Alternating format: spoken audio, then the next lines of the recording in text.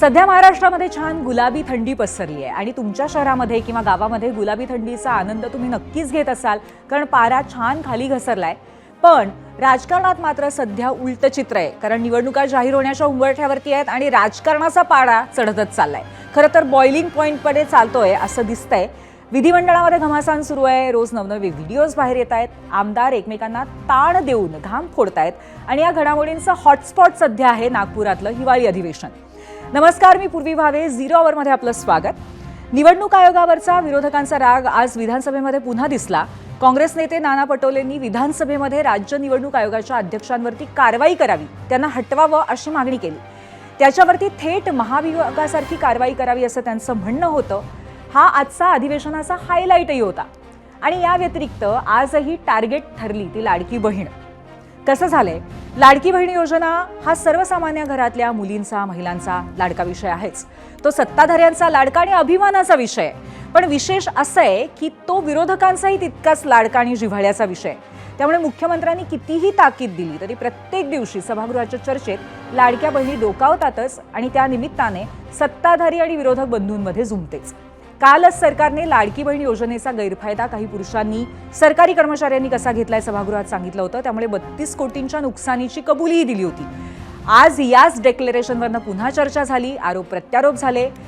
पण हे दोन विषय सोडले तर इतरही घडामोडी घडल्या आहेत. या सगळ्याचाच आपण धांडोळा घेणार आहोत.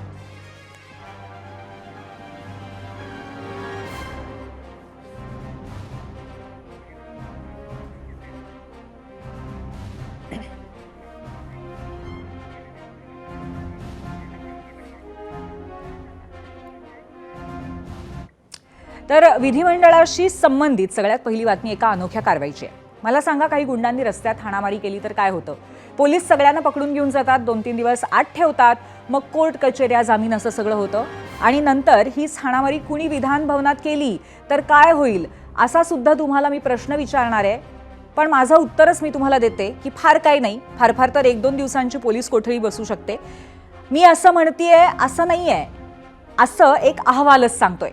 आता तुम्हाला ही व्हिज्युअल्स मी दाखवणार आहे. पावसाळी अधिवेशनामध्ये मुंबई विधान भवनामध्ये एक राडा झाला होता. भाजपचे आमदार गोपीचंद पडळकर आणि शरद पवारांच्या राष्ट्रवादीचे आमदार जितेंद्र आव्हाड यांच्या कार्यकर्त्यांमध्ये विधान भवन इमारतीमध्ये ही फ्रीस्टाईल हाणामारी झाली होती. आता त्यावरती विधिमंडळ शिस्तपालन समितीचा अहवाल आलाय आणि त्यानुसार हाणामारी करणाऱ्यांना कारागृहाची शिक्षाही देण्यात आल्याची माहिती एबीपी माझाच्या हाती आली आहे. पण ही शिक्षा किती आहे माहिती आहे का? तब्बल 1 दिवस.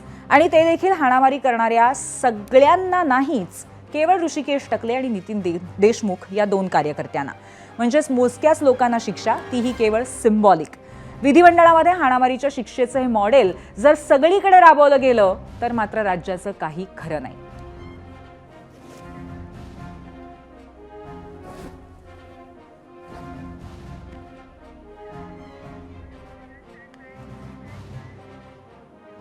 असो, आता बघूयात विधिमंडळात घडलेल्या काही महत्त्वाच्या आणि काही इंटरेस्टिंग घडामोडी. नगरपालिकांचं मतदान झाल्यानंतर राज्यामध्ये निवडणुकांचा माहोल काहीसा कमी झाला होता. मात्र लवकरच ही हवा पुन्हा गरम होणार असं दिसतंय, कारण रविवारपर्यंत विधिमंडळाचं अधिवेशन आहे आणि ते संपलं की जिल्हा परिषदा तसंच महापालिका निवडणुकांची घोषणा होऊ शकते. सूत्रांनी दिलेल्या माहितीनुसार 16 किंवा 17 तारखेला निवडणूक आयोगाची पत्रकार परिषद होऊ शकेल. त्यानंतर पुन्हा युत्या आघाड्यांचं फड रंगेल आणि एकदा प्रचाराचा धुराळा उडेल आणि तो उडतच राहील. हे सगळं लवकरच होणार आहे.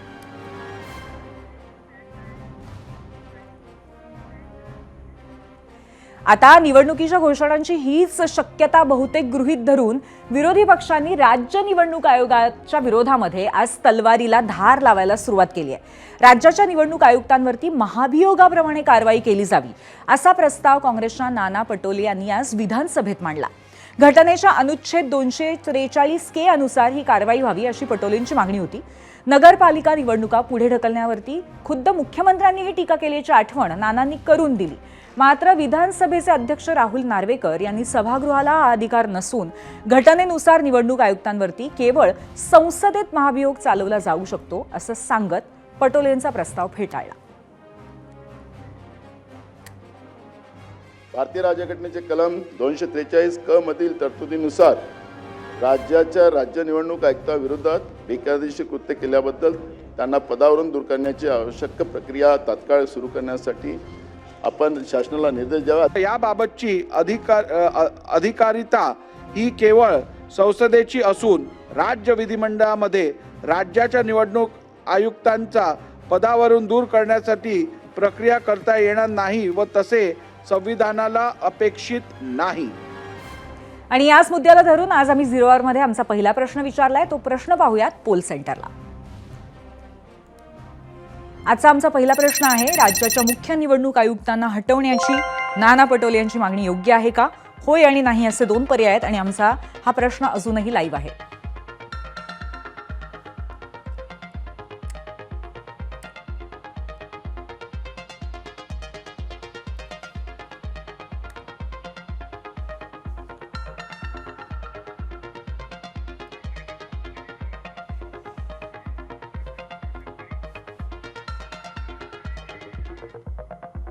नानांची जी मागणी होती ती योग्य आहे का नार्वेकरांची भूमिका योग्य आहे याच्यावरती सांगतायत माजी सनदी अधिकारी अनंत कळसे. या संदर्भात आपण संविधानाच्या तरतुदी जरी बघितल्या तरी मी आपल्याला स्पष्ट करू इच्छितो की राज्य निवडणूक आयोगाचं जे पद आहे आर्टिकल 243 क याच्यामध्ये इलेक्शन्स टू पंचायत ही आपण घटनादुरुस्ती केली 74वी आणि 75वी. त्यामध्ये हे पंचायत इलेक्शन्स म्युनिसिपल इलेक्शन या संदर्भात तरतुदी केल्या आणि यामध्ये हे राज्य निवडणूक आयोग याचं पद निर्माण केलेलं आहे आणि हे घटनात्मक पद आहे.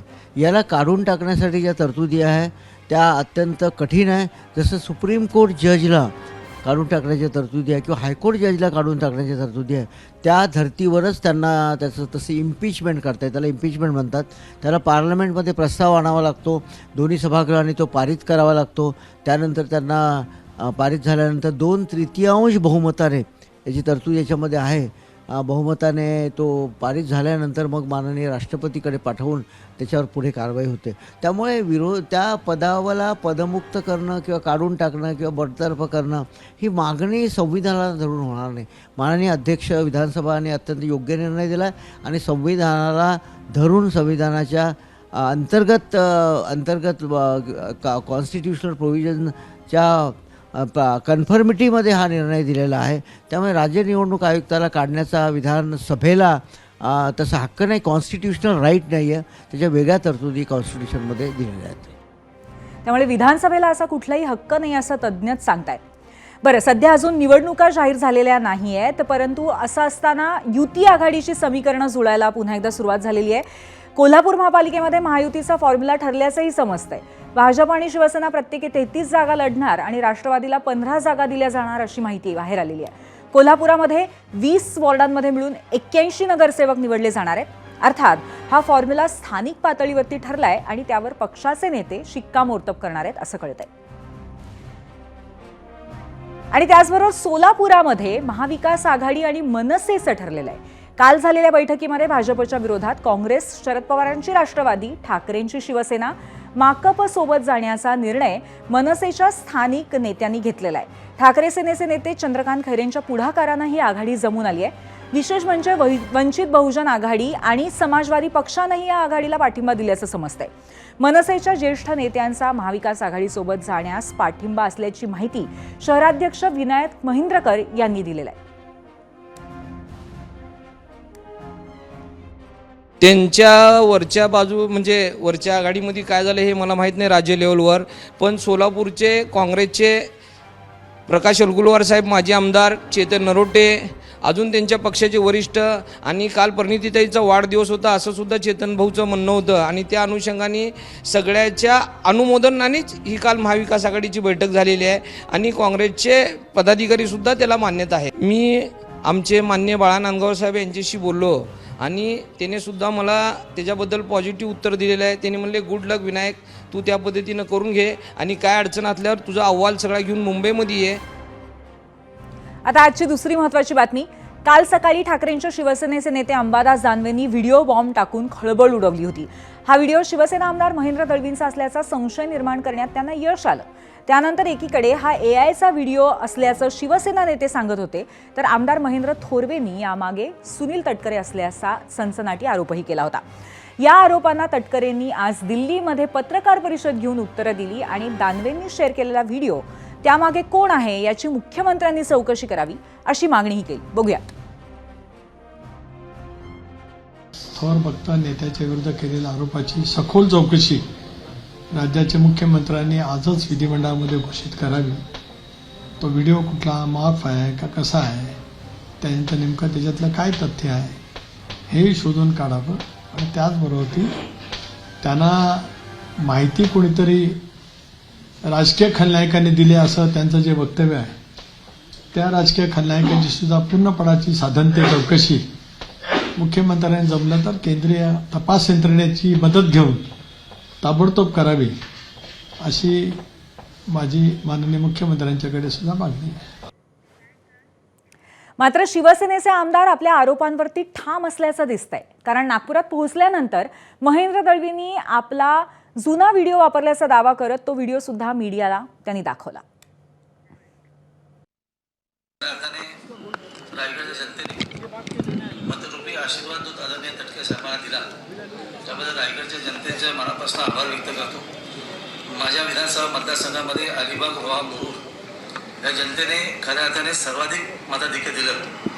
अतिशय सर्व नेते मंडळींनी, महायुतीच्या सर्व पदाधिकाऱ्यांनी खूप प्रयत्न करून आदरणीय तटकरे साहेबांच्या विजयामध्ये खूप मोलाचं योगदान दिलं. आमदार नात्याने मी आपल्या सर्वांचं मनपूर्वक आभार व्यक्त करतो. अशाच पद्धतीने पुढे देखील आपण काम करावं अशी अपेक्षा व्यक्त करतो. जय हिंद, जय महाराष्ट्र. बघा हा फोटो आहे, हाच तो व्हिडिओ आहे, हाच फोटो आहे तो. त्याच्यामध्ये ड्राफ्ट आहे, तुम्ही चेक करू शकता. आता हा फोटो कोणाला होता हे सगळ्यांना माहिती आहे. आणि हे फक्त वक्तव्य तटकरे साहेब जेव्हा खासदार निवडून गेले दुसऱ्यांदा तेव्हा माझ्या विधानसभा मतदार जनतेचे मी आभार मानलेत. हा व्हिडिओ तुम्हाला पाठवतो. तटकरेंनी दळवींचा उल्लेख राष्ट्रसंत असा केला तर त्याला उत्तर देत दळवींनीही तटकरेंना राजकारणातील संत असं म्हणून टाकलेलं आहे. त्या दोघांमध्ये कलगीतुरा रंगला होता, तो आपण बघूयात. राष्ट्रसंत व्यक्तीच्या बाबतीमध्ये असे बेछूट आरोप करले जातात आणि त्यांना कोणीतरी सुनील तटकरे नावाचा खलनायक काय करत असेल तर त्याची केंद्रीय तपास यंत्रणेची मदत घेतली पाहिजे मुख्यमंत्र्यांनी. थोर राष्ट्रभक्त असल्यामुळे त्यांच्याबद्दलचे आरोप जे बेछूट आरोप केले जातात त्याची ताबडतोब उच्चस्तरीय चौकशी नेमली गेली पाहिजे अशी माझी मागणी आहे. बघा असं आहे की आम्हा भरतशेठ असेल, महेंद्र थोरात असेल, मी असेल, वा पालकमंत्री असेल, ह्या सगळ्या गोष्टी तटकरे साहेबाला फक्त आपल्या घरातच सगळं पाहिजे असतं. आत्तापर्यंत महाराष्ट्र राजकारणामध्ये आपण सगळे केलेले कृत्य बघितले आहेत आणि ते राजकारणाचे महान संत आहेत तटकरे, त्याच्याविषयी काय अधिक जास्त बोलणार. तर कोकणातल्या या लाडक्या भावांमध्ये अशी झुंपलेली असताना आज विधानसभेत लाडकी बहीण योजनेवरती चर्चा झाली. यावेळी पुरुषांना मिळालेला योजनेचा लाभ, पैशांची उधळपट्टी यावर विरोधकांनी सरकारवरती प्रश्नांची सरबत्ती केली. त्याला महिला आणि बालकल्याण मंत्री अदिती तटकरे यांनी उत्तरही दिली. तर लाडकी बहीण सुरू करणारे आता 2 नंबरवरती गेलेत असं म्हणत शरद पवारांच्या राष्ट्रवादीचे आमदार जयंत पाटलांनी एकनाथ शिंदेंना चिमटाही काढला. विधानसभेच्या निवडणुकीच्या आधी ज्या घोषणा केल्या त्यामध्ये दुसरा कोणताही लाभ घेतलेला नसला पाहिजे अशी कंडिशन होती का? होती तर ज्यांनी असा लाभ घेतला ते अधिक दोषी ठरतात आणि ते दोषी ठरत असतील तर त्यांचे पैसे परत घेण्यापुरतं हे मर्यादित प्रकरण राहणार नाही. तर त्यांना अशी सिच्युएशन असताना मी दुसरीकडून लाभ 500 रुपयाचा घेतोय आणि तरी मी तुमच्याकडून 1500 मागितले आणि ती कंडिशन असेल तर त्या सगळ्यांच्यावर तुम्ही गुन्हे दाखल करणार काय? जयंत पाटील साहेबांनी या ठिकाणी ज्या बाबींचा म्हणजे उल्लेख या ठिकाणी केला, मी सर्वात पहिला जो लाडकी बहीण योजनेचा शासन निर्णय काढला त्यामध्येच या सगळ्या बाबी समाविष्ट केलेल्या होत्या. पहिल्यांदा लाडकी बहीणसारखी योजना ही महायुतीच्या सरकारने आणली, ती चांगल्या पद्धतीनं त्याचा लाभ हा पोचावा या दृष्टिकोनातून आम्ही काम करत आहोत. अध्यक्ष महोदय, KYC उशिरा करणं, चुकीच्या लोकांना लाभार्थी देणं आमचा लाडक्या बहिणीला पाठिंबाच आहे, आमचा एकनाथ शिंदे नाही पाठिंबा आहे. काय प्रॉब्लेम नाही ना? बघा त्यामुळं सगळ्यात राज्य सरकार तुमचं येण्यात फायदा झाला लाडक्या बहिणीचा, पण 1 नंबरचा आमचा माणूस 2 नंबरला जाऊन बसला, हा तोटा महाराष्ट्राचा मोठा झालेला आहे. त्यामुळं ह्या KYC व्यवस्थित केल्या नाहीत यासाठी तेव्हापासून ज्या मंत्री महोदय होत्या त्यांना जबाबदार धरलं पाहिजे. आणि हे सगळं जे झालेलं आहे ते माझं पूर्ण होऊ दे.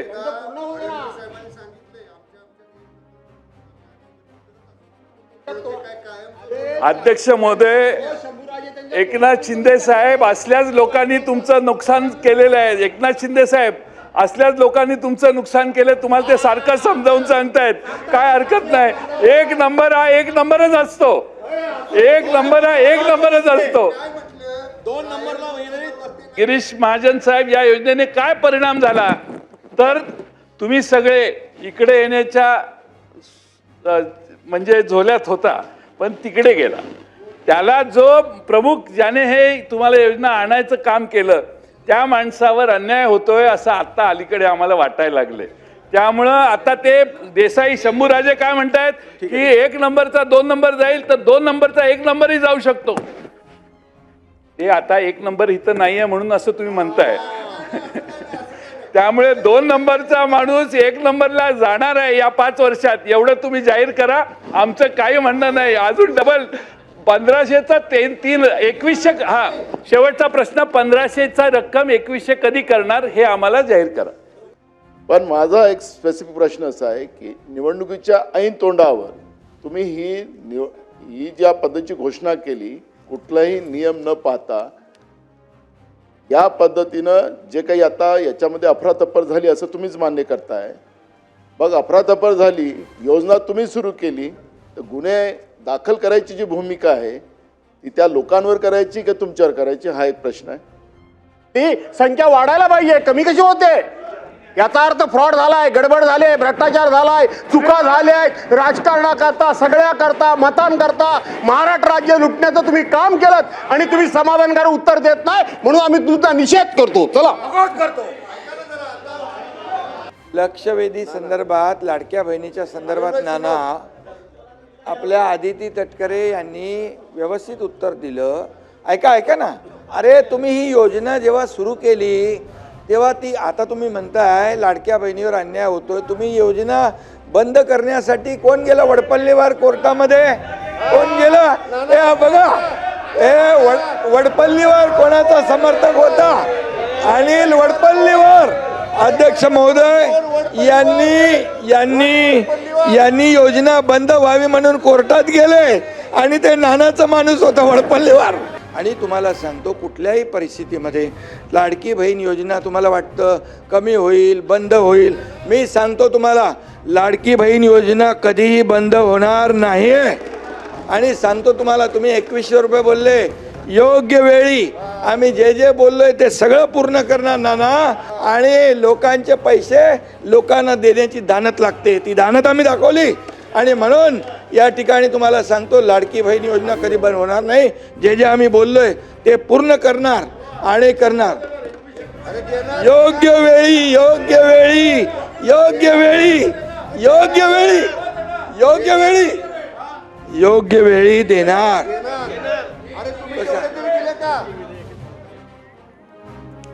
तर विरोधकांचे आरोप किती योग्य आहेत, तुम्हाला काय वाटतंय, आम्हाला जाणून घ्यायचं होतं. आणि त्याच्यासाठी आम्ही आणखीन एक प्रश्न विचारलेला आहे. पाहूयात पोल सेंटरला जाऊन आमचा दुसरा प्रश्न. आजचा आमचा दुसरा प्रश्न आहे, लाडकी बहीण योजनेत नावं कापली जातात म्हणजे मोठा घोटाळा झालाय. विरोधकांचा आरोप तुम्हाला पटतोय काय? होय आणि नाही असे 2 पर्याय आहेत. अजूनही तुम्ही उत्तर देऊ शकता.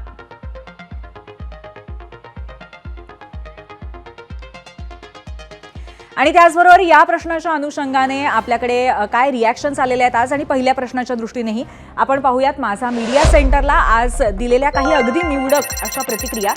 एक्सवरनं शंतनू यांची कमेंट आहे, व्हायचा तो सावळा गोंधळ सुरू राहणारे आयुक्त हटाव मोहिमेने मूळ प्रश्न तसाच कायम राहील. आपल्या पहिल्या विषयावरची प्रतिक्रिया होती. खरं आहे, निवडणुकीचे निर्णय शांततेत घेता येत नसतील तर बदल गरजेचा आहे. नंदकुमार मोडखरकर यांची प्रतिक्रिया आहे. युट्यूबवरनं पुढची प्रतिक्रिया आशिष यांची आहे, मुख्य निवडणूक आयुक्तांना हटवून काय मिळणार आहे, ते जातील तर त्यांच्या जागी दुसरे येतील, कामं तर सरकारच्या मर्जीनेच करावी लागतील ना. पुढची प्रतिक्रिया आपण फेसबुकवरनं बघतोय. संजय सावंत यांची, निवडणूक आयुक्त हे स्वतंत्र अधिकाराचे अधिकारी आहेत, निरपेक्ष काम करणारा अधिकारी असेल तर त्याला नियुक्त केल्यास काही हरकत नाही असं त्यांचं म्हणणं. फेसबुकवरनं सिद्ध वाकोडे यांची प्रतिक्रिया बघतोय, कोणीही त्या पदावर आले तरी सरकार जे सांगेल तेच करावं लागेल. फेसबुकवरनं सर्व निवडणूक आयोग सरकारच्या हातातील बाहुले झाल्यासारखे वाटत आहेत असं सोपान यांनी म्हटलंय. त्याचबरोबर लाडक्या बहिणींशी संबंधित जो प्रश्न आपला होता की जे आरोप सरकारवरती करण्यात आलेले आहेत त्याबद्दलच्या रिॲक्शन्स आपण आता बघतोय. अशा लाभदायी योजनांमुळे महाराष्ट्रातील आर्थिक विकास थांबणार हे अर्थतज्ज्ञांना कळत होतं. भविष्यात त्याचे खूप विपरीत परिणाम विकासावरती होतील असं दीपक मानसिंगे म्हणतायत. यानंतर युट्यूबची पुढची प्रतिक्रिया मोहन पाटील यांची आहे. यांना फक्त सत्तेत राहायचं होतं म्हणून योजना विक्रमी वेळेमध्ये निकष व्यवस्थित न करता राबवली असं त्यांचं म्हणणं. एक तालुक्याची यादी सरकारने प्रकाशित करावी प्रत्येक जिल्ह्यातील. मग बघा किती बोगस अपात्र बहिणी भाऊ सरकारी नोकर निघतात ते संजय शेंडे म्हणतात युट्यूबवरनं. फेसबुकवरून तुकाराम खांडेकर यांची प्रतिक्रिया आहे. ज्यांनी आपल्या आयुष्यात फक्त आणि फक्त घोटाळेच केले त्यांना आणखीन काय वाटणार. फेसबुकवरनं पुढची प्रतिक्रिया अमित जाधव यांची. लाडकी बहीण योजनेअंतर्गत पती हयात नसलेल्या व घटस्फोटित महिलांची कागदपत्रे अंगणवाडी सेविका स्वीकारत नाहीत. आदिती तटकरेंनी लक्ष द्यावं अशी एक प्रतिक्रिया आलेली आहे. इंस्टाग्रामवरनं रमेश यांची प्रतिक्रिया बघूयात. निकषांमध्ये न बसणाऱ्या महिलांची नावं कापली गेली असतील तर ते योग्यच आहे.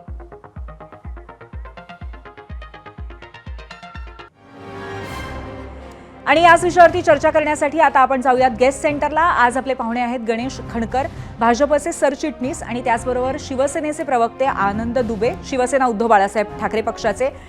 तुम्हा दोघांचंही मी स्वागत करते. आणि सगळ्यात आधी आपण अर्थातच गणेशजींकडे जाणार आहोत. गणेशजी, आज दोन महत्त्वाचे मुद्दे जे आपण विचारात घेतो या संपूर्ण कार्यक्रमात ते म्हणजे नाना पटोलेंनी पहिली गोष्ट म्हणजे राज्य निवडणूक आयोगाच्या अध्यक्षांना हटवावं कुठल्या तरी पद्धतीने अशी मागणी केली. जरी ते शक्य नसलं विधानसभेला तरी पण त्यातून त्यांचा राग कुठेतरी दिसतो. त्याच्याबद्दल तुमची प्रतिक्रिया काय आहे.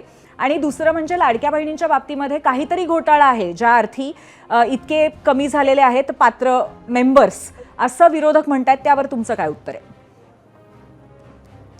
बघा, असं आहे की नाना पटोलेंनी आज जे विधानसभेमध्ये मागणी केली आहे तर मुळातच विरोधी पक्ष या नागपूरच्या हिवाळी अधिवेशनामध्ये पूर्णपणे हताश झालेला आहे.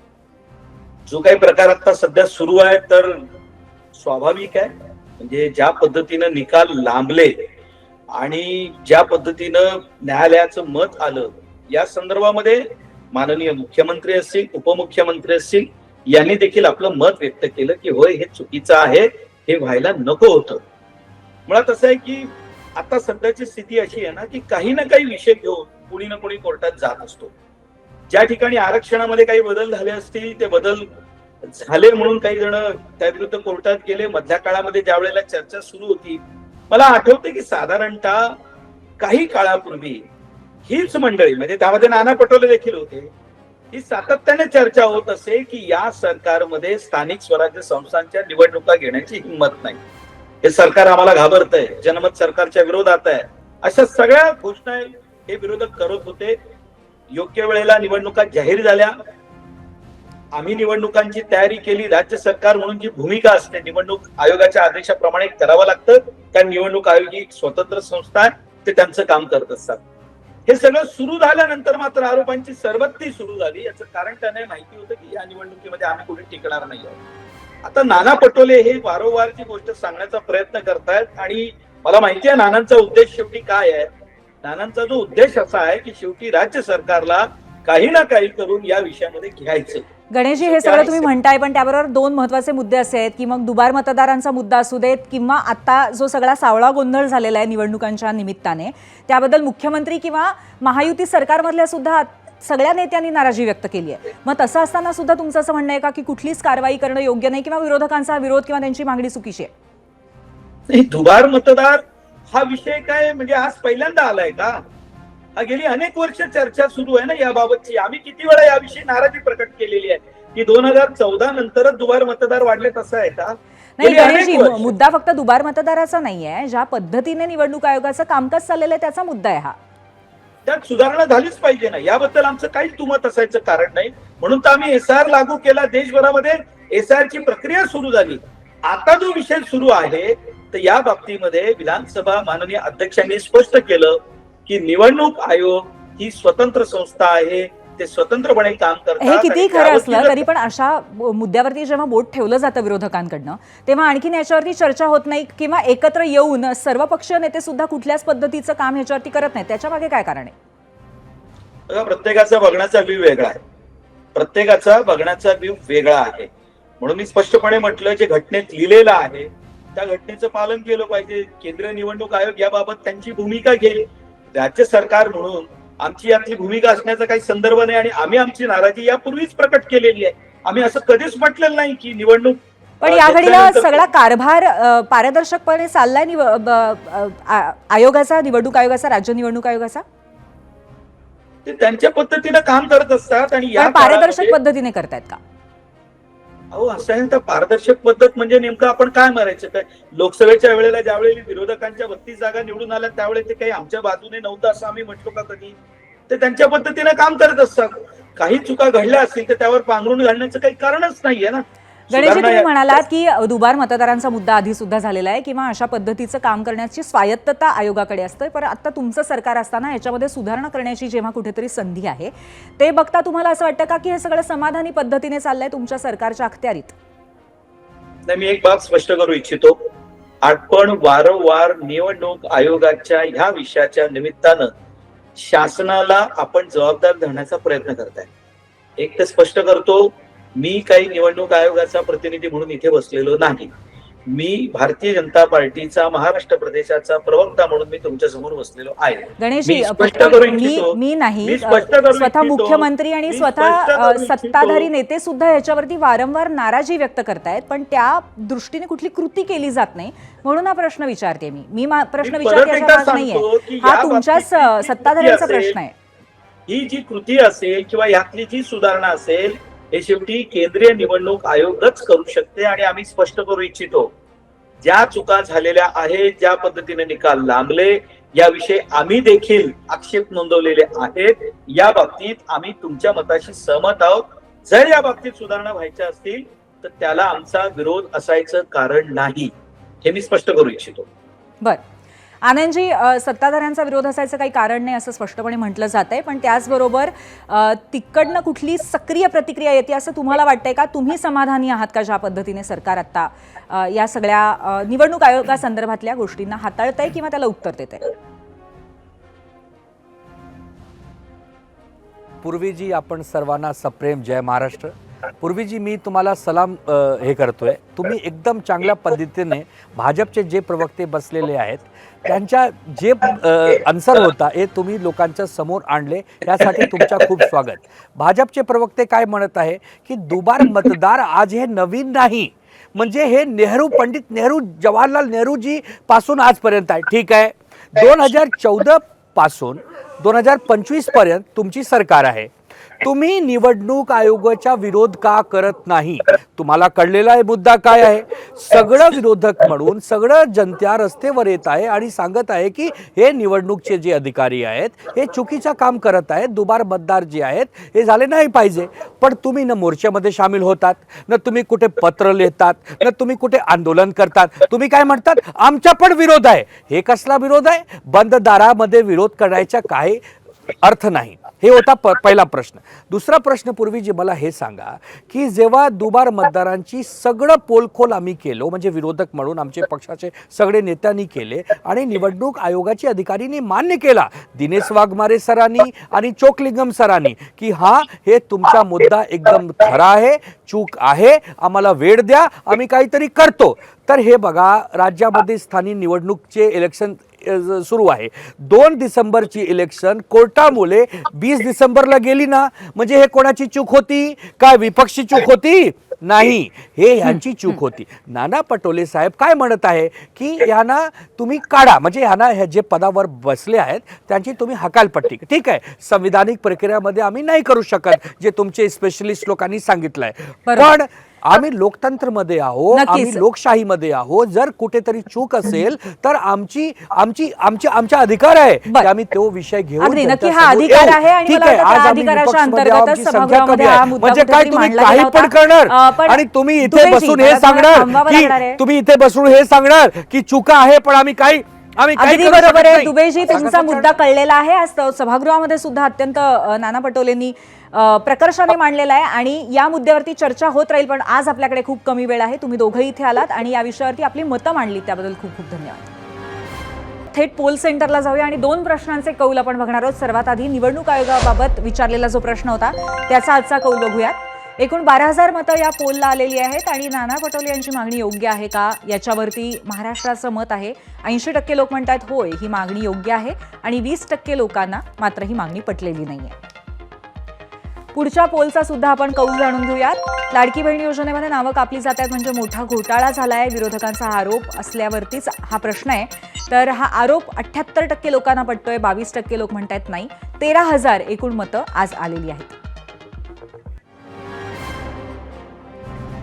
आणि आता याच अनुषंगाने आमची संपादकीय भूमिका काय आहे हे सुद्धा आपण जाणून घेऊया. आपल्याला सांगतात आमच्या कार्यकारी संपादक सरिता कौशिक. सरिता. धन्यवाद पूर्वी. 1995 पासून महाराष्ट्रात युती आघाड्यांचं सरकार येणं सुरू झालं. कधी प्री पोल म्हणजे निवडणुकीआधी तर कधी पोस्ट पोल म्हणजे निवडणुकीनंतर पक्ष एकत्र येणं सुरू झालं.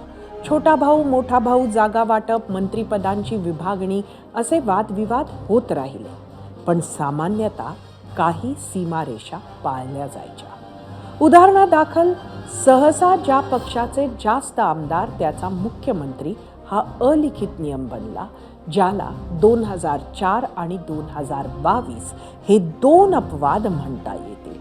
उदाहरणादाखल युती आघाडीत असताना मित्र पक्ष हाच आपला विरोधक आहे असं समजून टोकाची टीका होत नव्हती.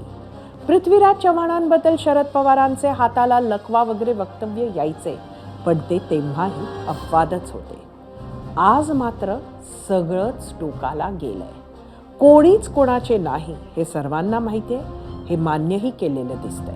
आज आपले असले तरी उद्या नसतील हे कार्यकर्ते आणि पक्ष दोघांसाठीही लागू आहे आणि त्यामुळेच काय घडतंय तेही आपण बघतोय. त्यात ही स्थानिक निवडणुकांची वेळ असल्यामुळे सगळ्याच गोष्टी जास्त प्रखर झाल्या. हे सगळं होत असताना लोकांचे प्रश्न, जनहिताचे मुद्दे मागे पडतात. कोणाचा पायपोस कोणाच्या पायात नाही. कुठला नेता कुठल्या पक्षात, कुठला कार्यकर्ता कुठल्या नेत्यासोबत याचा काही धरबंधही उरत नाही. ही जी सरमिसळ झालेली आपण बघतोय ती स्थानिक पातळीपुरतीच राहील अशी आशा करतो. पूर्वी. धन्यवाद सरिता. आणि याच नोटवरती 0 आवरमध्ये आज आपण इथेच थांबतोय. तुम्ही पाहत रहा ABP माझा.